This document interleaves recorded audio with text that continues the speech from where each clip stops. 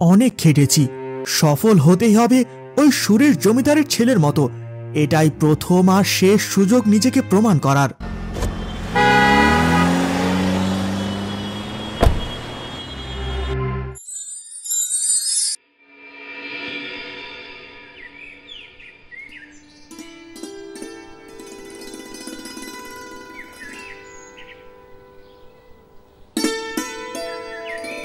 Hurray, আমি পাশ করে গেছি!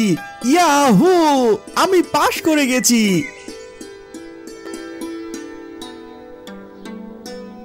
কি হয়েছে, নাচছিস কেন?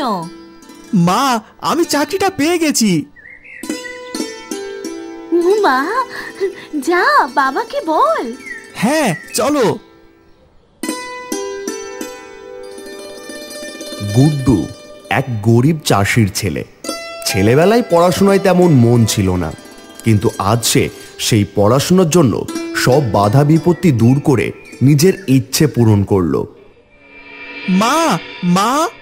গুড্ডু গ্রামের কলেজে পড়াশোনা করে। তার বাবা অন্যের জমিতে কাজ করে আর মা সেলাইয়ের কাজ করে। তাদের কোনো মতে দিন চলে, দিন আনে দিন খায় অবস্থা। গুড্ডু বাবার সাথে জমিতে গিয়ে কাজ করে ছোট বয়স থেকেই।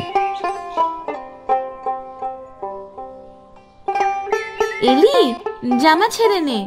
আচ্ছা। খাবার বাড়ি দুটো খেয়ে নে। কি করেছো? কি আর করব, ভাত আর শাক দেব। হ্যাঁ হ্যাঁ, দাও। যা, আসনটাতে বস।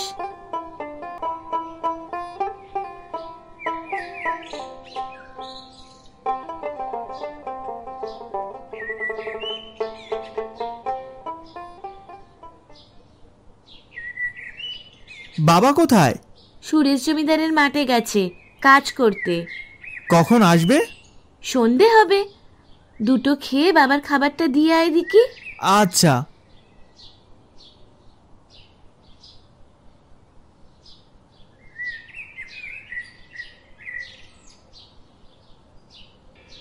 দাও, খাবারটা দিয়ে আসি। নে, সাবধানে যাস।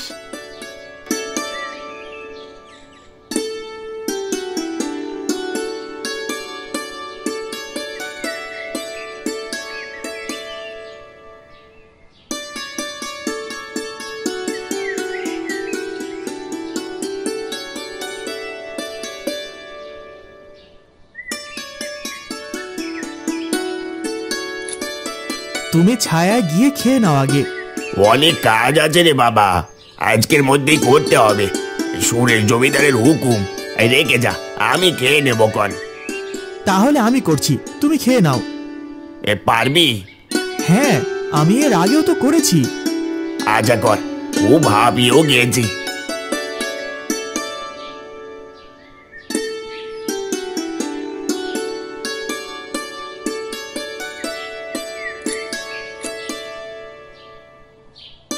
যা কাজ আছে দেখছি তাই একা করলে বিকেলের মধ্যে শেষ হবে না। তাহলে তুমি ওদিকটা করো আর আমি এদিকটা করি। ঠিক বলেছিস।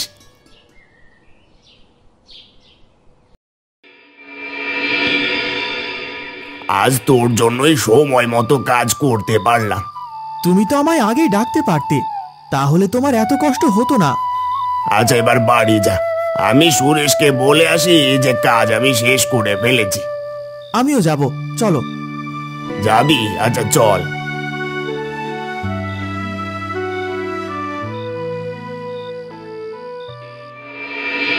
সুরেশ খুব ধনী, তার মস্ত বাড়ি গ্রামের বাইরে থেকে দেখা যায়। আজ তার বাড়িতে খুশির হাওয়া বইছে।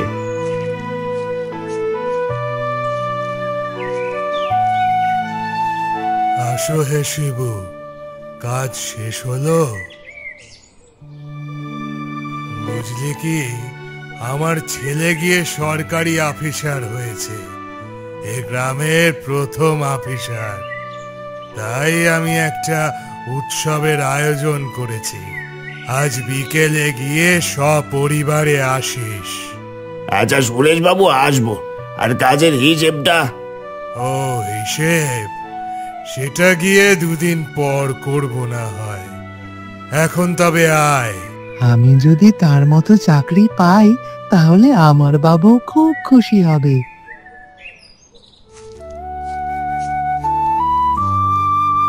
আচ্ছা বাবা, আমিও যদি চাকরি পাই তুমিও খুব খুশি হবে। বই কি, মাথায় করে নাচবো, আমাদেরও তখন সুদিন আসবে। আমাকেও চাকরি পেতে হবে, কিন্তু পরীক্ষা তো খুব শক্ত। ঠিক আছে, আমি খুব ভালো করে পড়াশোনা করতেই হবে।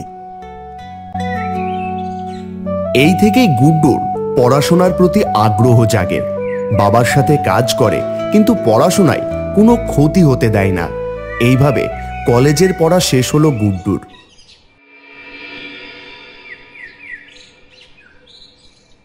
গুড্ডু, এই গুড্ডু,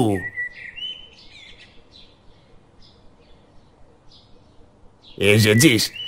আমার তোর সাথে কিছু কথা ছিল। হ্যাঁ বলো। বাবা, কলেজ তো পড়লি, এবার কি করবি? চাকরির প্রস্তুতি নেব, পরীক্ষা দেব। সে তো লাখে একজন পায়, আর আমার শরীরেও রোগ বেঁধেছে। তোর পাকা ব্যবস্থা করতে চাই। তুমি আমার উপর একটু ভরসা রাখো। মনে আছে তুমি বলেছিলে? কি বলেছিলে যে আমি সরকারি চাকরি পেলে তুমি আমাকে মাথায় করে নাচবে। সে তো বলেছিলাম, কিন্তু আমি এখন তোর একটা পাকা কাজকর্ম চাই। কিন্তু বাবা, আমি চাই না তুইও আমার মতো এদিক ওদিক করে বাঁচিস। বাবা, আমাকে তুমি এই 1 বছর দাও, তারপর তুমি যা বলবে তাই করব। মানে তুই এই মরিচিকার পেছনেই ছুটবি? তোমার যদি মরিচিকা মনে হয় তাহলে তাই।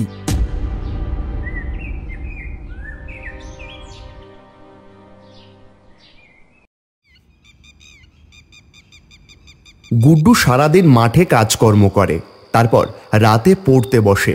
এইভাবে কঠোর একাগ্রতার সাথে 1 বছর প্রস্তুতি নেয়। গুড্ডু আজ পরীক্ষা দিতে যাচ্ছে।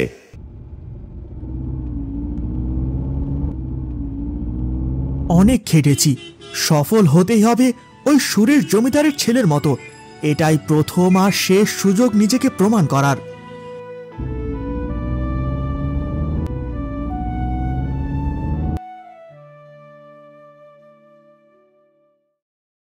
রেজাল্টের জন্য 2 মাস অধীর আগ্রহে বসে থাকার পর আজ সে পাশ করেছে। জয়নিং লেটার আসবে আর কিছুদিনের মধ্যেই। আমি তোকে ভুল বুঝেছি, তুই আমার মুখ উজ্জ্বল করেছিস।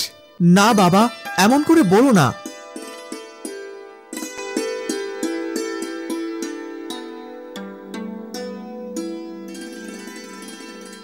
মা, কাঁদছো কেন? এবার দেখবে সব ঠিক হয়ে যাবে। এ খুশির কান্না রে। আজকে পুরো গা উৎসব করবে এই কৃষকের ঘরে। সেই অনুযায়ী রাতে উৎসবের আয়োজন করা হয়। পুরো গা আসে তাদের বাড়ি, জমজমাট ব্যাপার একেবারে।